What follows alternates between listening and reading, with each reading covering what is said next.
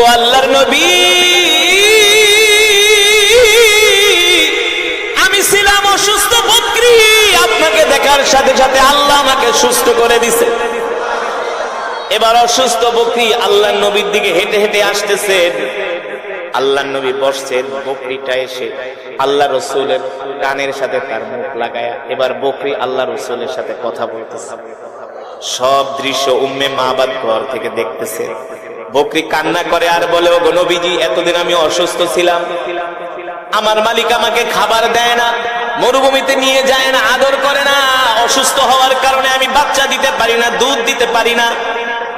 আজকে আপনাকে দেখার পরে আল্লাহ আমাকে সুস্থ করে দিছে, আপনার বরকতে আল্লাহ আমাকে সুস্থ করে দিছে। আল্লাহু আকবার। এবার বকরি বলতেছেন, ওগো নবী, আপনি আমাকে দোয়া করে দেন আমি যাতে চিরজীবন সুস্থ